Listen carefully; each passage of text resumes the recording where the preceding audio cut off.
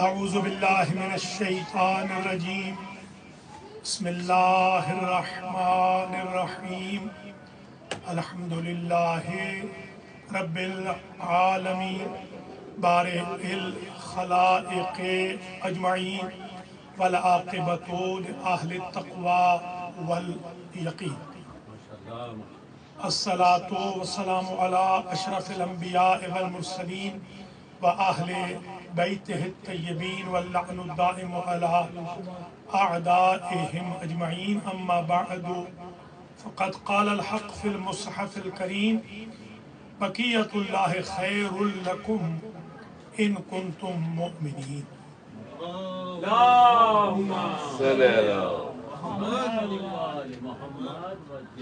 آج کا جو پاکیزہ جشن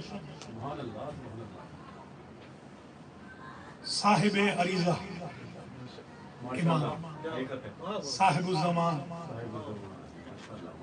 قائم آل محمد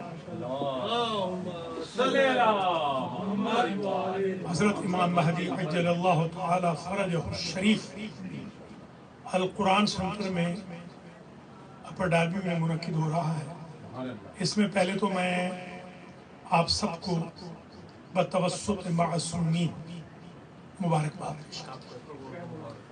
اور ڈاکٹر اندلیب صاحبہ کا شکر گزار ہوں جنہوں نے بڑی محنت کر کے یہ جشن رکھا، اور ہم نے جتنے لوگوں کا کہا ہمارے منہ سے جتنا نکلا اتنے ہی لوگ پورے، ایک اگر زیادہ آ جاتا ہے تو ایک چلا بھی جاتا ہے۔ تو آج اتفاق سے دیکھیے دل کا عشرۃ کاملہ 10 لوگ ہیں جو اس وقت موجود ہیں، اور ہو سکتا ہے 10 ہی خواتین ہوں۔ تو اللہ تعالیٰ آپ کو سلامت رکھے، بہت طویل زحمت نہیں دینی، بس ایک زمانے میں جب یوٹیوب نیا نیا آیا تھا تو ہم کہتے تھے کہ ایک کلپ بنائیں، وہ 10 منٹ کا ہوتا تھا۔ آج بھی آپ یوں ہی سمجھ لیجئے کہ میں آپ کو اتنی ہی زحمت۔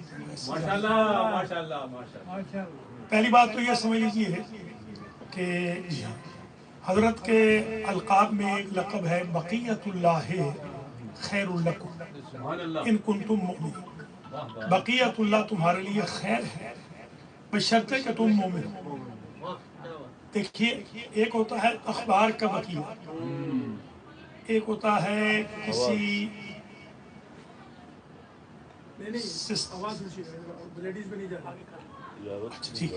ٹھیک ہے ایک مرتبہ آپ اخبار پڑھتے تھے، یاد ہوگا، تو اس میں لکھا ہوتا تھا بقیہ۔ عموماً ویسے جی ہاں جنگ اخبار میں بچپن میں پڑھتے تھے تو بقیہ صفحہ نمبر 5 یا بقیہ صفحہ نمبر 12 پر، میں نے 3 نمبر پہ کوئی بقیہ نہیں تھا۔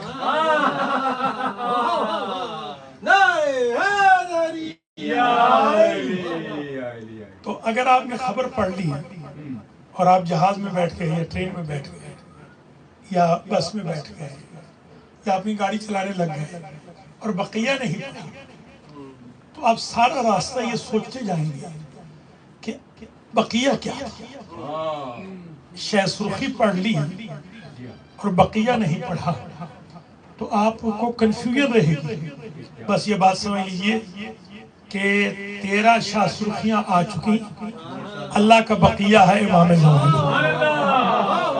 جنہوں نے بقیہ نہیں پڑھا آج تک کنفیوز ہیں، ہم بقیہ کو پڑھتے ہیں اطمینان سے۔ یہ پہلا نقطہ آج کا۔ دوسرا نقطہ بی بی حکیمہ خاتون جو کہ دختر نیک اختر ہیں، جواد الائمہ امام محمد تقی علیہ السلام کی۔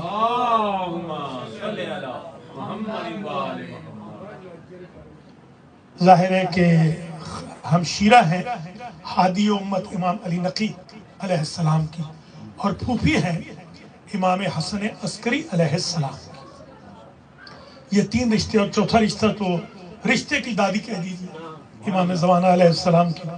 یہ 4 معصوموں سے، 4 اماموں سے رشتہ ہے بی بی حکیمہ خاتون کا، جو دائی بنی ہے امام زمانہ کی۔ اب لوگ ذرا بحث کرتے ہیں کہ ان کی ولادت کیسے ہوتی ہے۔ آج کل عام طور پہ یہ بحث چل رہی ہے، تو اب اس ولادت کے تو کل گواہ ہیں دو، ایک ہے بی بی حکیمہ خاتون، ایک ہے بی بی نرجس خاتون. ذرا دونوں کا ایک ایک جملہ سنیے.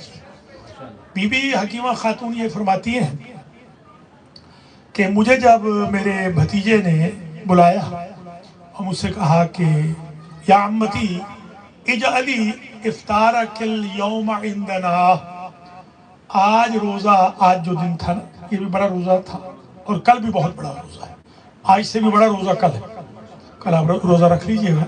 جی ہاں، تو آپ آج کا افطار، یعنی یہ آج جو روزہ افطار ہوا ہے، آج کا افطار آپ ہمارے ہاں کیجئے گا، ہمارے گھر پہ کیجئے گا. روٹین میں تو وہ اپنے گھر میں چلی جاتی ہے. کہا کیوں؟ کہا آج حجت خدا کو.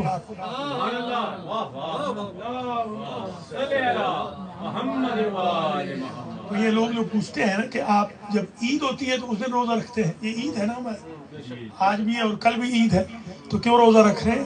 اس لیے کہ جو حضرت حجت کی خبر مل رہی ہے وہ افطار سے مل رہی ہے.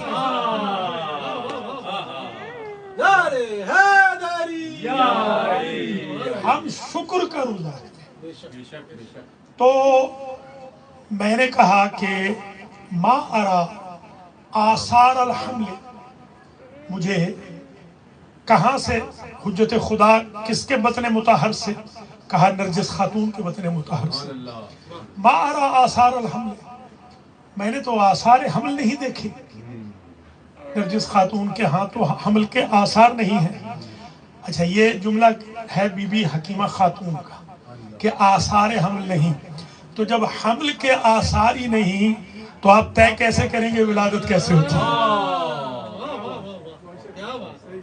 یہیں سے آپ یہ سمجھ لیں یہ سربستہ راز ہے، اس میں ڈیٹیل میں جانا ہی نہیں چاہیے.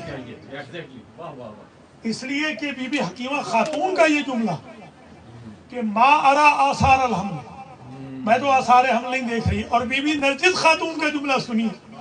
جب بی بی حکیمہ خاتون کہتی ہے میں جو گئی نرجس کے پاس اور میں نے کہا کہ تم نے مجھے بھی نہیں بتایا کہ حجت خدا آنے والی ہے، تم نے مجھے بھی نہیں بتایا، تو فرمایا لم اشعر ثقل الحمل یا امتی، خوبی اماں میں نے تو حمل کا وزن محسوس، بوجھ محسوس ہی نہیں کیا.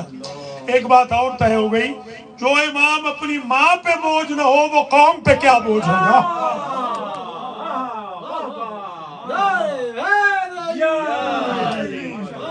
یہ دنیا کے امام ہیں کہ جو بوجھ ہے. یہ ایک جملہ ہو گیا. اور دوسرا جملہ بھی ذرا سن لیجئے کہ کسی نے پوچھا بی بی حکیمہ خاتون سے کہ ذرا ولادت بتائیے کہ ولادت کیسے ہوئی، تو آپ نے کہا فحال بینی و بین نرجس، فحال بینی و بین نرجس، میرے اور نرجس کے درمیان ایک پردہ حائل ہو گیا. سبحان اللہ، سبحان اللہ، ایک پردہ آ گیا. تو جب اللہ ایک چیز کو پردے میں رکھنا چاہ رہا ہے، آپ بے پردہ کرنے پہ کیوں تلے ہوئے؟ یہ کیسے پیدا ہوتے ہیں یہ سربستہ راز ہے. حال بینی و بین نرجس، نرجس اور میرے درمیان ایک پردہ آ گیا. اور اب بی بی نرجس خاتون کے جملے یہ سن لیجئے. بی بی نرجس خاتون یہ کہتی ہیں کہ میں نے تو آثار حمل کو محسوس ہی نہیں کیا، میرے سینس میں، اشعر کہتے ہیں، لم اشعر، لم اشعر، میں میرے شعور میں نہیں آثار حمل، یعنی سوچ ہی نہیں سکتی، توجہ رہے، میں سوچ ہی نہیں سکتی کہ میرے ہاں حمل ہے. یہ ایک اور دلیل ہو گئی کہ پوچھنا نہیں ہے کہ یہ کیسے پیدا ہوتے، شعور ہے. یہ بی بی نرجس خاتون پھر فرماتی ہیں کہ اخذتنی النحاس فانتبہت بحس سیدی، جب وقت قریب آیا میں نے دیکھا کہ بی بی حکیمہ خاتون سورۃ القدر پڑھ رہی ہے. ادھر سے بی بی نے کہا بسم اللہ الرحمن الرحیم، ادھر سے حجت خدا نے شکم سے کہا بسم اللہ الرحمن الرحیم. ادھر سے کہا انا انزلناہ فی لیلۃ القدر، ادھر سے حجت نے کہا انا انزلناہ فی لیلۃ القدر، حتیٰ مطلع الفجر تک ابھی فجر نہیں ہوئی امام آ بھی گئے، قرآن بھی پڑھ لیا ہے شکم امام۔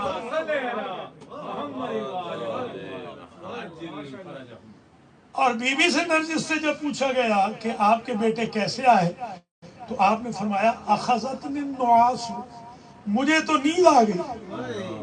لیجیے اگر غور فرمائیں، آج کا جو اصل میں بتانا چاہ رہا ہوں یہ بتانا چاہ رہا ہوں کہ معصومین کی ولادت کے بارے میں آپ کیوں پریشان ہیں کہ کیسے ہوتی ہے۔ حکیمہ خاتون بھی دیکھ لیں وہ کیا کہہ رہی ہیں، ماں کیا کہہ رہی ہیں، اور پھر کہہ رہی ہے کہ جب وقت ولادت قریب آیا تو مجھے تو اونگ آ گئی، اور مجھے جاگ اس وقت آئی کہ جب حجت خدا تسبیح میں مصروف تھی۔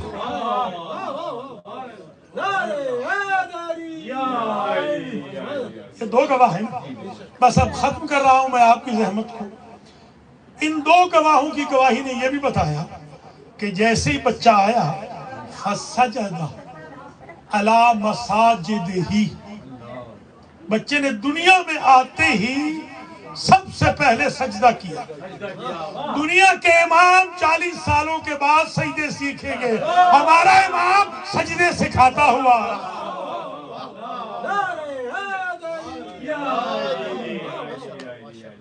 سجدے سکھاتے ہوئے امام آ رہے ہیں اور ساتوں اعضاء پہ سجدہ کیا، پیشانی لگائی، دونوں ہتھیلیاں لگائیں، دونوں گھٹنے لگائے اور دونوں انگوٹھے لگائے، یعنی باقاعدہ سجدہ کیا جیسے سجدہ ہوتا ہے، اصطلاحی سجدہ۔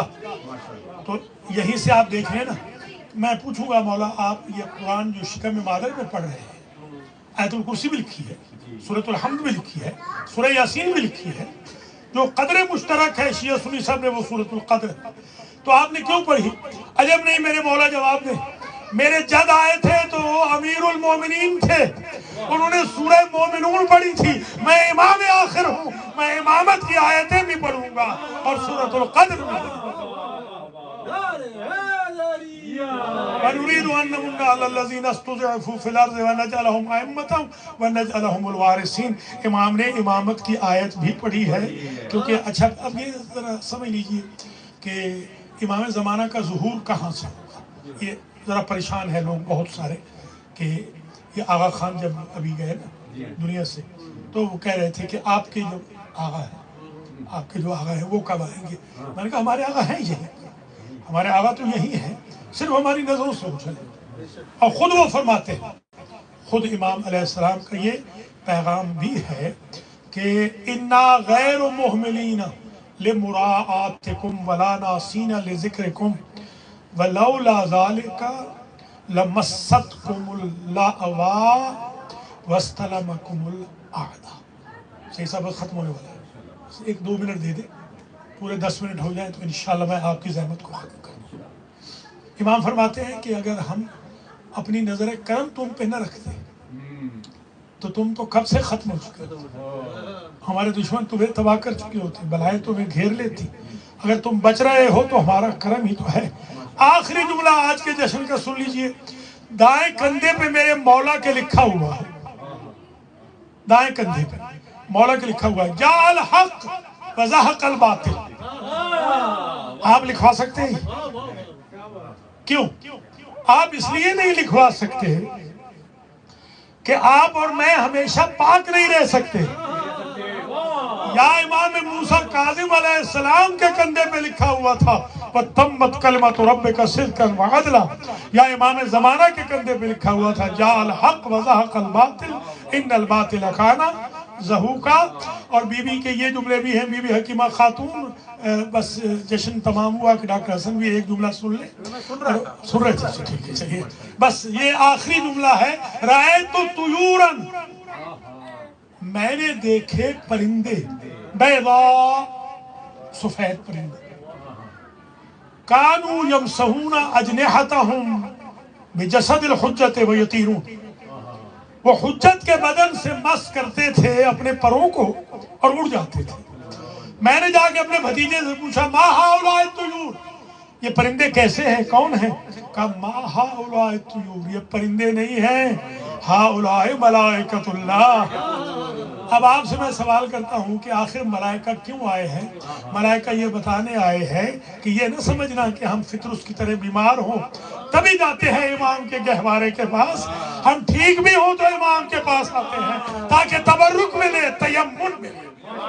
یا محمود بحق محمد، یا اعلیٰ بحق علی، یا فاتر بحق فاطمہ، یا محسن بحق الحسن، یا قدیم الاحسان بحق الحسین۔ یا اللہ اس محفل امام زمانہ علیہ السلام کو اپنی بارگاہ میں شرف قبولیت مرحمت فرما، بانیان جشن کو اجر و جزا دے، رفعت مرزا صاحب کو، ڈاکٹر اندلیب صاحبہ کو، ملک نعیم حیدر کو، ملک حسین رضا کو، مولانا علی رضا علوی کو، جن کی بیگمات نے نیاز کا اہتمام کیا ہے، ان کو بھی اجر و جزا دے۔ استاد اصغر حسین جنہوں نے لوگوں کو میسیجز بھیجے ہیں اور خاص توجہ کے ساتھ بہت دور سے تشریف لائے ہیں، یا اللہ ان کی بھی توفیقات میں اضافہ فرما۔ عباس شاہ جی جو آ گئے ہیں ماشاءاللہ، ڈھیر ڈھیر مبارک بھی ان کو دیتے ہیں، دونوں بچوں کی شادی کی، نواسے کی بھی اور فرزند کی بھی، اور اسی طرح ڈاکٹر حسن کے لیے بھی ہم ویل وشنگ رکھتے ہیں، اور ہمارے بھائی کا نام کیا، حیدر عباس صاحب، ان کے لیے بھی ہم، اور ہمارے علی بخاری صاحب بھی تشریف فرما ہیں،